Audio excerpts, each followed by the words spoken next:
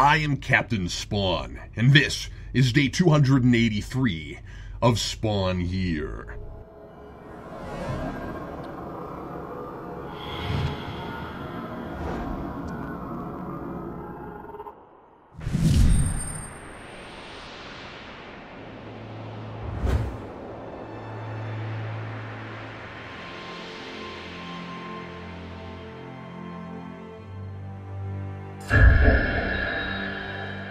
Well, here I am, 2 issues away from another big landmark issue, 150, and it certainly feels like it.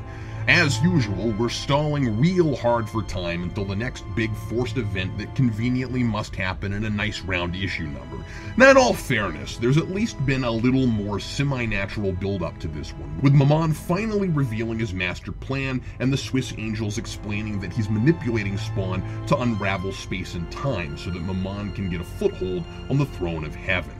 But although events have actually been moving us toward this unraveling, how much Mountain Dew do you want to bet issue 150 is called The Unraveling? Haldwin with this issue is really biding his time until we get there. We're rehashing a lot of ideas that have been played out before. Al is tortured by his amnesia, he's angry at God for creating hell and making all this possible, he's tired of being a pawn in someone else's game, kinda acts like he wishes he was just dead, and he doesn't know who he is or what moves he should make. I feel like I just read issue 1 again. What was the point of all that work Haldwin did in trying to make sense of Al's pathetic, unlikable, and inconsistent characterization, making me, if only for one precious second, believe Spawn had the potential to move forward on a path of redemption and make up for all that horrible self-serving behavior, if I have to watch him go all the way back to amnesia territory? Again! I mean, didn't we just do the I don't know who I am thing when Nyx was introduced? It's not just his memories of Wanda he's lost either. He can't even remember his parents. And it's bad enough I have to suffer through Spawn, who isn't fully himself, unwhole, and therefore only partly the protagonist I've been reading about all this time.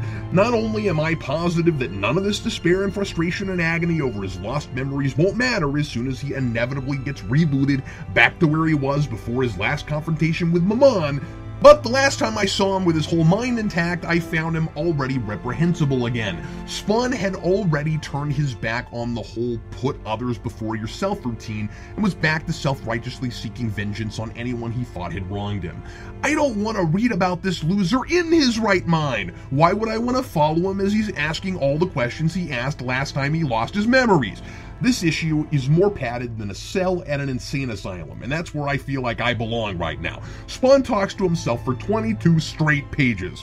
He thinks he's seeing messages everywhere, in signs, billboards, newspapers, everywhere, about the memories Maman has taken from him and his role in the Great Unraveling. He's afraid he or the Spawn symbiote, or both, have lost their minds, and he argues with himself about whether the messages are real or just his own paranoia, all of the Jim Carrey movie The Number 23. It's unclear as to whether one voice is Al and the other is the symbiote, or if those exchanges are just his conflicted thoughts played out as a generic conversation in his mind.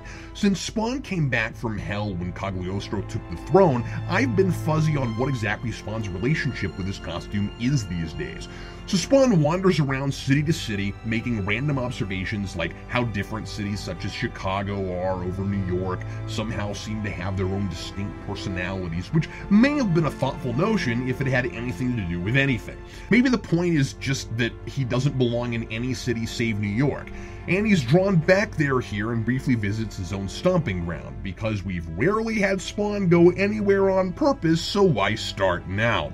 He winds up at a church, laments a lot, wears his Spawn suit for dramatic effect even though he doesn't have to, and chews out God. I'm reasonably certain at this point that God in this universe is just a really powerful bully who's still pouting because Satan doesn't like him and never created anything. But Al probably hasn't read Curse of the Spawn or Dark Ages, so I can't begrudge him that assumption. And then a huge shadowy creature comes out of nowhere. Spawn thinks this is who has been leaving him messages and that it's the form the Great Unraveling has taken. To be continued.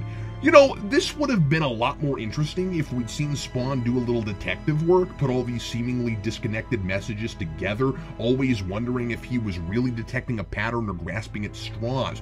I'd like to see how the messages lead him to that church, but that would have required some clever forethought. And having read McFarlane's letter last issue, announcing a new creative team with issue 150, I get the distinct feeling Haldwin is burnt out and ready to move on.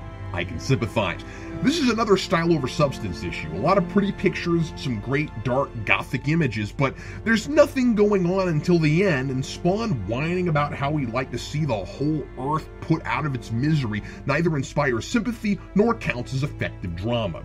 Oh, and this is a minor point. If you have Spawn go to a church called Holy Redeemer in a comic where it's implied that every seemingly random word on a sign means something, I can't help but kind of expect to see Redeemer himself show up.